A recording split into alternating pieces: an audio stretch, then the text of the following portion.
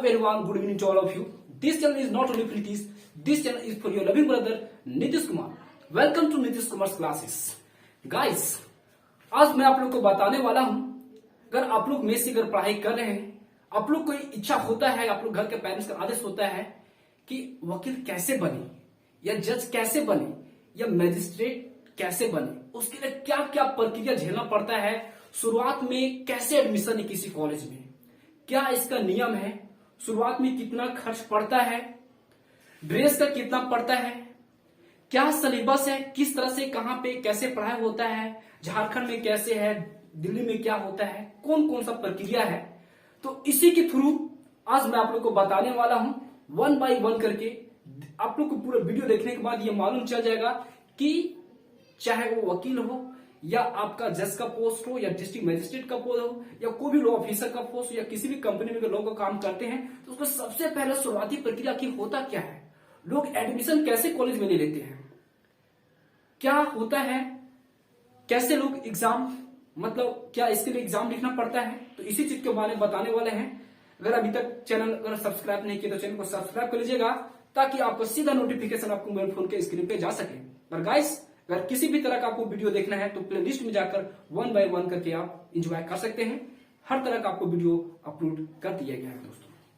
तो चलते हैं दोस्तों, स्टार्ट करते हैं. सबसे पहले देखिए गाइस, आप लोग पढ़ाई कर रहे हैं तो बहुत सारे लोगों को सोच होता है कि आने वाले टाइम में मैं आपका एडवोकेट बनूं, वकील बनूं, किसी का सोच होता है मैं जज बनूं या डिस्ट्रिक्ट मजिस्ट्रेट बनूं, लॉ ऑफिसर बनूं, है ना, या सुप्रीम कोर्ट का लोग कोई सोच रखते हैं कि वहां का जो है चीफ जस्टिस ऑफ इंडिया बनूं या चीफ जस्टिस ऑफ स्टेट बनूं. तो आखिर शुरुआत में लोग आखिर स्टार्टिंग से कहां से होता है, कैसे होता है, तो सबसे पहले मैं बताता हूं दोस्तों. अगर आप इंटर अगर आप पास है या अगर आप ग्रेजुएशन कंप्लीट किए हैं तो इसका दो रास्ता खुलता है दोस्तों. पहला, अगर आप इंटर पास है तो आप जो है एलिजिबल है, इंटर के बाद भी आप जो है आप एडमिशन ले सकते हैं किसी भी लॉ कॉलेज में इंटर पास होने के बाद, आफ्टर पासिंग इंटर. दूसरा प्रक्रिया है दोस्तों, अगर आप ग्रेजुएशन पास है तो ग्रेजुएशन पास होने के बाद भी आप लॉ कर सकते हैं, आप किसी भी कॉलेज में एडमिशन ले सकते हैं ग्रेजुएशन पास होने के बाद. अब तीसरा सवाल आता है, अगर इंटर में एडमिशन लेते हैं तो कितना साल का कोर्स होता है दोस्तों, तो दोस्तों 5 साल का होता है, 5 ईयर का. अगर आप इंटर से करते हैं तो आपको 5 साल आपको मेहनत करनी पड़ेगी. 5 साल का कोर्स होता है जिसको बोला जाता है बीए एलएलबी. और अगर आप 3 ईयर का करना चाहते हैं ग्रेजुएशन के पास होने के बाद तो आपको 3 ईयर का एलएलबी करना पड़ेगा दोस्तों. तो मेरे ख्याल से पहला आपको क्लियर हुआ होगा कि इंटर के बाद भी होता है और ग्रेजुएशन के बाद भी होता है. अब एक और डॉट मैं आप लोगों को क्लियर करना चाहता हूं कि कौन सा स्टूडेंट जो है एडमिशन ले सकते हैं, आर्ट्स का, साइंस का या कॉमर्स का. सवाल बहुत बड़ी बात है कि किससे, या कोई भी वोकेशनल कोर्स जो लोग पास करते हैं क्या उससे भी आपका एडमिशन हो सकता है. सवाल बहुत बड़ी बात है. जी हाँ दोस्तों, चाहे आपका वेदर आर्ट्स हो, कॉमर्स हो, साइंस हो, किसी से भी हो, आप एडमिशन ले सकते हैं. इंटर का अगर कोई वोकेशनल कोर्स भी किए हैं, इंटर पास है, तो आप एलिजिबल है, you eligible to make a lawyer. अब बनने के लिए आप एलिजिबल हैं तो आप जो है एडमिशन ले सकते हैं. चाहे आर्ट्स हो, साइंस हो, कॉमर्स किसी का भी हो, तो आप ग्रेजुएशन से भी कर सकते हैं दोस्तों. यहां तक आपको डाउट क्लियर हो गया होगा. अब चलते हैं आगे कि अगर आपको एडमिशन करवाना है तो दोस्तों कहीं कहीं आपका गवर्नमेंट सेक्टर से भी पढ़ाई होती है, कहीं कहीं प्राइवेट आपका यूनिवर्सिटी खुली हुई है, कॉलेज खुली हुई है, तो वहां भी एडमिशन ले सकते हैं. दोनों में आपका है. तो मैं आप लोग को मैं अपना एक्सपीरियंस बताना चाहता हूं. देखिए, हमारा देश तो कहीं प्राइवेट है, कहीं आपको गवर्नमेंट है, अलग अलग जहां पे आप एडमिशन ले सकते हैं. जैसा आपका पॉकेट में पैसा है उसके अनुसार आपका एडमिशन होगा. तो दोस्तों मेरा जो एडमिशन हुआ है वो आपका गवर्नमेंट अर्थात कह सकते हैं विनोबा भावे यूनिवर्सिटी हजारीबाग, ये झारखंड के अंदर आती है दोस्तों, वहां पे मेरा एडमिशन हुआ है और ये गवर्नमेंट के अंदर ही आती है। इसमें पैसा बहुत खर्च कम पड़ता है। अगर आप प्राइवेट सेक्टर से कीजिएगा पैसा आपका डबल या 3 टाइम्स भी पड़ सकता है दोस्तों। तो पहले मैं अपना लैब की एक्सपीरियंस बता देता हूं कि मेरे को कितना खर्च पड़ा, अगर आप भी गवर्नमेंट में कराना चाहते हैं तो। दोस्तों सबसे पहले मैं आप लोग को बताना चाहता हूं कि अगर आप एडमिशन लेना चाहते हैं तो सरकारी में लेना चाहते हैं तो सबसे पहले दोस्तों कि गवर्नमेंट में क्या होता है कि एंट्रेंस एग्जाम होता है। एंट्रेंस प्राइमरी एग्जाम जिसको हम लोग बोलते हैं, पीटी बोलते हैं। तो इस एग्जाम को क्रैक करने के बाद ही आपका एडमिशन होगा गवर्नमेंट में। तो एग्जाम क्यों लेते हैं दोस्तों? क्योंकि सीट रहता है लिमिटेड, 120 या 30 के बीच में रहता है और लोग आपको 2000 3000 कहीं कहीं आप ज्यादा भर सकते हैं, लोग ज्यादा भर देते हैं। तो यूनिवर्सिटी आपको मालूम है उसी स्टूडेंट को लेंगे जो एलिजिबल है, जो थोड़ा टैलेंट है।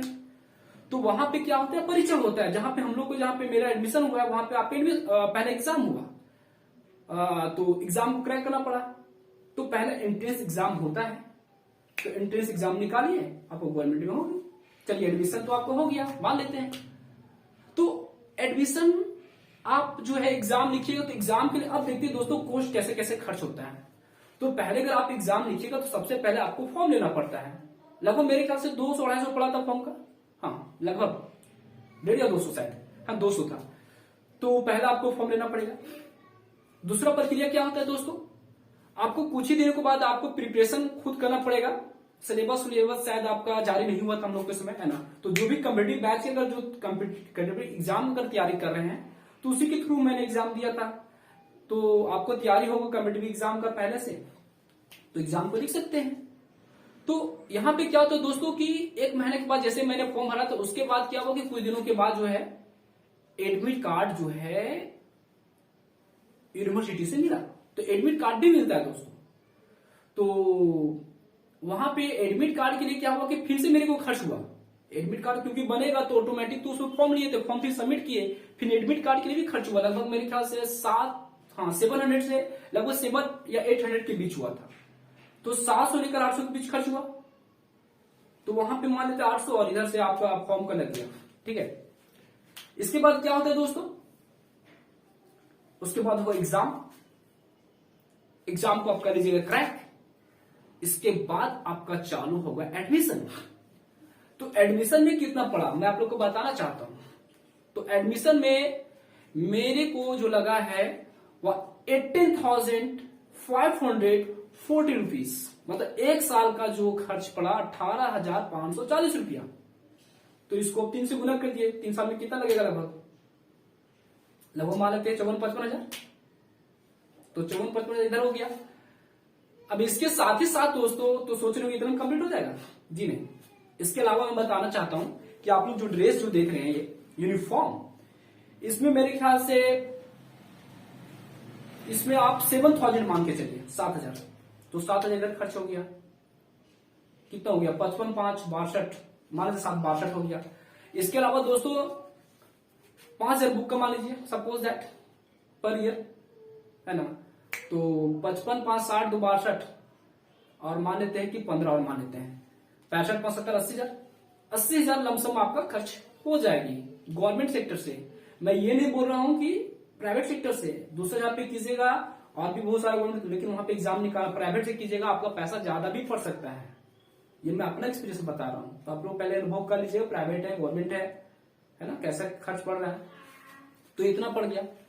तो आप लोग सोच रहे क्या पैसा तो बहुत कम है, बिल्कुल, लेकिन कोर्स बहुत जबरदस्त है दोस्तों, आपके अंदर कॉन्फिडेंस डाल देगा। अब इसके अलावा क्या है दोस्तों, अब यहां पे आपको एक अपॉर्चुनिटी मिलती है। यहां पे दोस्तों स्कॉलरशिप भी उतना ही आता है जितना पैसा हम लोग भरते हैं, हब्बे डब्बे आता है ना। आई थिंक मेरे ख्याल से पता लगाए हैं कि लगभग 15 या 16 हजार के बीच जो है पर आपका ईयर आ जाता है। तो 15 या 45 हजार तो ऐसे ही वापस हो गया दोस्तों, लगभग 3-4 हजार है ना, इधर खर्च पड़ता है 3-4 हजार, मतलब लमसम मेरे ख्याल से 3 साल में लगभग 10-20 तक में जाएगा अपना खर्च, बाकी सारा मेंटेनेंस हो जाएगा, है ना। तो मेरे ख्याल से आपको समझ में आया होगा। तो ये है आपका एडमिशन लेने का, क्योंकि अगर एडमिशन लेते तो आपको लॉ LLB कंप्लीट होगा, तो उसके बाद ही ना आपको एडवोकेट बनिएगा। बार काउंसिल ऑफ इंडिया का वहां पे लेना पड़ता है अमेरिका, उसके बाद आप जज जाइएगा, मजिस्ट्रेट जाइएगा, लॉ ऑफिसर बनिएगा। लेकिन पहला प्रक्रिया यही है दोस्तों। तो ठीक है दोस्तों, मैं एक दिन आप लोगों के लिए मैं सिलेबस भी लेकर आऊंगा और एक दिन मैं बताऊंगा इसमें करियर क्या क्या है, क्योंकि इसमें वीडियो लॉन्ग हो रही दोस्तों, तो एक दिन मैं लेकर आऊंगा। तो मेरे ख्याल से आपको प्राइमरी जो फाउंडेशन जो है आप लोग को समझ में आया होगा, और समझ में आया है तो आपको बनता है कि लाइक करना, शेयर करना, कमेंट करना ना भूलें दोस्तों, क्योंकि इस तरह का आपको फुटफुल कंटेंट आप लोग को मिलती रहती है दोस्तों। ठीक है दोस्तों, इस चैनल से जुड़े रहने के लिए और अपने समय को समर्पित करने के लिए हृदयपूर्वक धन्यवाद।